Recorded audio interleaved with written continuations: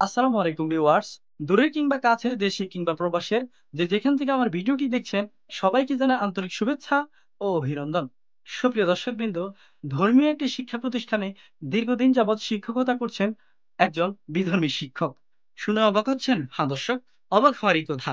কিন্তু অবাক হলেও এটাই ঘটমান মাইমুন ডিস্ট্রিক্ট ত্রিনদীর মোহনা সিটি অফ হিলসা ইলিশের বাড়ি, চাঁদপুর জেলার হাজীগঞ্জ থানার ১ নং রাজারগাঁও ইউনিয়নের রাজারগাঁও ফাজিল মাদ্রাসায়।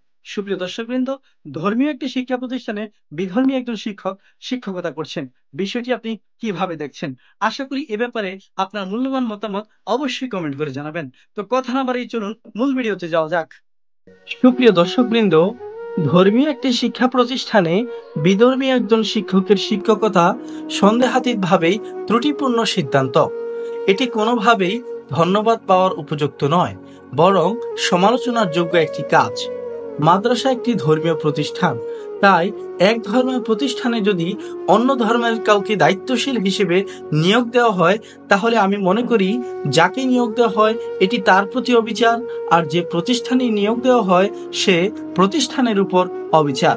তাছাড়া একজন বিধর্মী শিক্ষক, তিনি তো আদর্শগতভাবে মাদ্রাসার যে ধ্যান ধারণা, শিক্ষা কারিকুলাম, সেগুলো তো তার দ্বারা লালন করা সম্ভব নয়। তাহলে তার দ্বারা কিভাবে মাদ্রাসার উন্নতি হবে? হোক সে শিক্ষক জেনারেল কোনো বিষয়ে শিক্ষকতা করছেন, কিন্তু তবুও তার চলাফেরা, লাইফস্টাইল আর আদর্শ, তা তো শিক্ষার্থীরা অনুকরণ বা অনুসরণযোগ্য নয়। মহান আল্লাহ তাআলার সৃষ্টি এবং তার হুকুম বিধিবিধান সে শিক্ষক তো নিজের মাঝে লালন করে না। এমত অবস্থায় ধর্মীয় শিক্ষা প্রতিষ্ঠানে বিধর্মী একজন শিক্ষকের শিক্ষকতা কোনোভাবেই মেনে নেওয়া যায় না। তাই আমি মনে করি এমন ধর্মীয় শিক্ষা প্রতিষ্ঠানে বিধর্মী শিক্ষকদের নিয়োগ প্রত্যাহার করা উচিত এবং তাকে অন্য কোনো প্রতিষ্ঠানে বদলি করা উচিত। তাই আমি ব্যক্তিগতভাবে এ বিষয়টি তীব্র নিন্দা ও প্রতিবাদ জানাচ্ছি। এমন নিয়োগের মাধ্যমে চরম ধৃষ্টতা প্রদর্শন করা হয়েছে। মাদ্রাসার শিক্ষকতার সাথে আন্তরিক বোধ তথা ঈমান জড়িত। আরবি ভাষা ও কুরআন সুন্নাহর অগাধ জ্ঞান থাকা আবশ্যক। এমন নিয়োগকে আমি মনে করি কুরআন সুন্নাহর সাথে বেয়াদবি করা হয়েছে।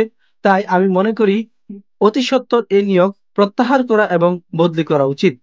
সুপ্রিয় দর্শকবৃন্দ, মাদ্রাসা শিক্ষার মূল উদ্দেশ্য শিক্ষার্থীদের প্রকৃত নায়েবে রাসূল সাল্লাল্লাহু আলাইহি ওয়াসাল্লাম ও ইসলামী মূল্যবোধ সম্পর্কে গড়ে তোলা এবং কোরআন সুন্নাহ ভিত্তিক জীবন গঠন করা।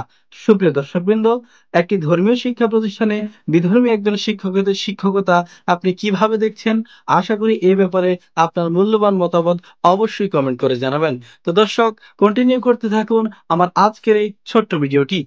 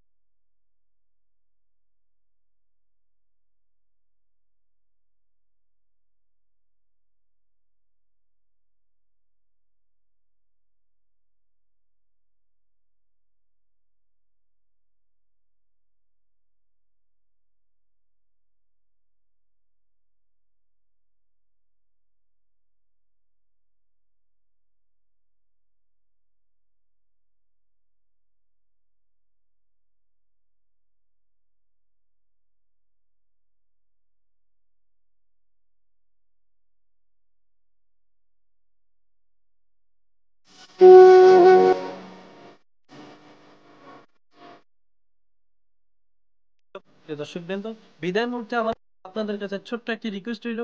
ভিডিওটি যদি আপনারা ফেসবুক থেকে দেখে থাকেন তাহলে ফেসবুক পেজটি ফলো করবেন, ইউটিউব থেকে দেখে থাকলে ইউটিউব চ্যানেলটি সাবস্ক্রাইব করবেন, আর টিকটক থেকে দেখে থাকলে টিকটক আইডিটি ফলো করবেন। অলরেডি যারা ফলো এন্ড সাবস্ক্রাইব করেছেন তাদেরকে জানাই অসংখ্য ধন্যবাদ। সুপ্রিয় দর্শকবৃন্দ, দেখতে দেখতে চলে আসলাম ভিডিওটির একেবারে শেষ পর্যায়ে। হ্যাঁ দর্শক, আমার আজকের ভিডিওটি এই পর্যন্তই। ভিডিওটি যদি ভালো লাগে তাহলে আশা করি আপনারা সকলেই অনেক অনেক লাইক, কমেন্ট ও শেয়ার করবেন। পাশাপাশি ফেসবুক পেজটি ফলো ও ইউটিউব চ্যানেলটি সাবস্ক্রাইব করবেন। তো দেখা হবে নতুন কোনো ভিডিওতে, নতুন কোনো ইস্যু নিয়ে। সে পর্যন্ত ভালো থাকবেন, সুস্থ থাকবেন, এই প্রত্যাশা নিয়ে এখান থেকে বিদায় নিচ্ছি। No more today, see you again, God bless with you, till then take care, আসসালামু আলাইকুম।